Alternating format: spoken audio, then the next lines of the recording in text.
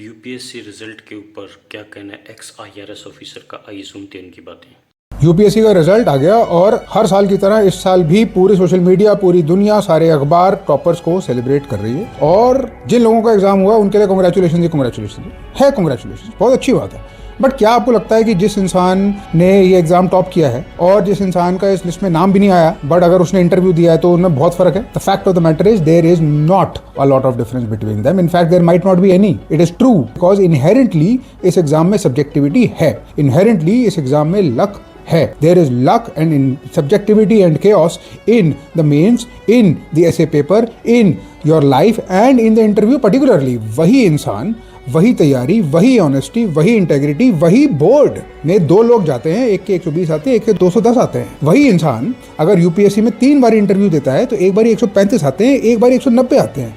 इंसान तो वही है। How is the subjectivity happening? The fact of the matter is exam का स्ट्रक्चर ही ऐसा है। तो जो भी रिजल्ट आपका आया है, this message is particularly for you if you have not cleared the exam और if you have tested failure anywhere in your life, particularly in the UPSC.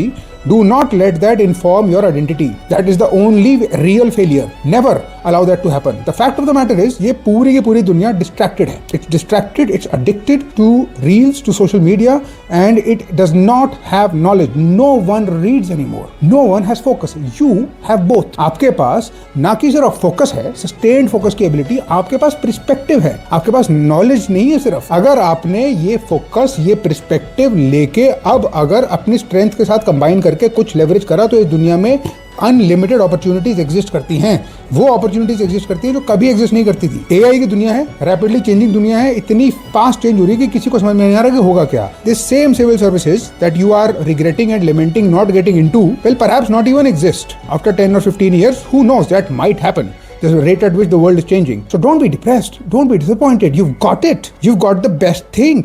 You've got the ingredients in your plate that is required to succeed, to have impact, to have happiness, to have satisfaction is in front of you. Do not lose sight of that. If you are able to leverage it, the world will be at your feet.